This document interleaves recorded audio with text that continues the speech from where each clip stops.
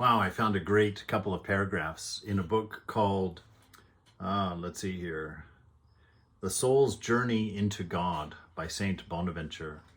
And what's very exciting to me is that I have found this exact same sequence of instructions in the Vedanta and in Buddhism, and of course in the teachings of Sri Ramakrishna directly, as far as this having the direct experience of the divine, of God. And he's talking about a person who loves God intensely, who wants to know the truth about life, wants to figure out who we are and why we're here. And he says that such a man will make with Christ a pasch, that is, a passing over. And this passing over will occur through the branches of the cross. He will pass over the Red Sea, leaving Egypt and entering the desert. So leaving Egypt, which is symbolic of that slavery to the body and mind, always having to take care of their needs and pamper their desires. So we run around taking care of body mind our whole life. That's the slavery in Egypt. And the passing over is to enter into the desert, which seems like a vast nothingness. But in that nothingness is where all of the ancient sages have gone to find and search out their deepest thoughts without any disturbance. So we enter into the desert, and there he will taste the hidden manna, that food that comes directly from God, that spiritual food. There he will taste that hidden manna and rest with Christ in the sepulchre, in the grave, as if he were dead to the things outside. That's the idea of dying to the flesh, to the constant botherations of body-mind in the world, the moods of the mind and the hungers and thirsts of the body. It says he will experience as much as is possible for one who is still living, that which was promised to the thief who hung beside Christ on the cross. Today you will be with me in paradise.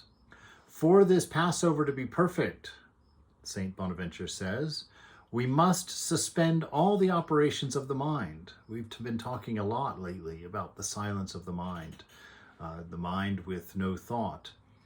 In Raja Yoga, that's a key to being able to see the divine. Eckhart Tolle also talks about that habitual need to think as being that which blocks our view of the divine. The Vedanta teaches about that noisy mind forming the ego, and that is the veil that prevents us from seeing reality. So we must suspend all the operations of the mind. We must transform the peak of our affections, directing them to God alone. So all of our affections have to be focused on God. Sri Ramakrishna says, what is it? The love of an unchaste woman for her paramour, the love of a man for his chaste wife, the love of a child for his mother or her mother, and the love of a rich man for his wealth. That all of these loves have to be combined into that singular space, this love for the divine, this love for love's sake. Peak of our affections must be directed to God alone. This is a sacred, mystical experience. It cannot be comprehended by anyone unless he surrenders himself completely to it. So we've been talking about that surrender of the story, right? The thoughts that describe who and what we are to us. That without that silent mind and that direct experience of being, we make up stories about who we are. And in the Vedanta, we call those stories Maya. And so here he's saying that you cannot even comprehend this truth. It cannot be experienced or even comprehended unless you surrender all of that to it, this whole idea of self in the process of silencing the mind. Nor can he surrender himself to it unless he longs for it, right? And we know from Sri Ramakrishna, that's one of the things that he teaches over and over and over again, this necessity for a longing, for a true desire. It has to be a desire above and beyond all of your other desires, because there's no way that you would be willing to give up your stories of who you are and what you are. There's no way that you would be willing to experience the death of the ego if your love for your highest ideal didn't lay beyond those things.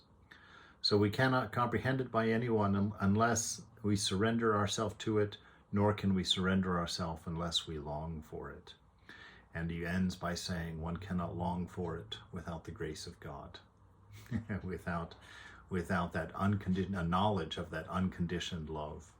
I'm trying to break this out of old language so it doesn't trigger anything as you read through it, because these things have been misrepresented for so long by so many people that, even the word God becomes distasteful.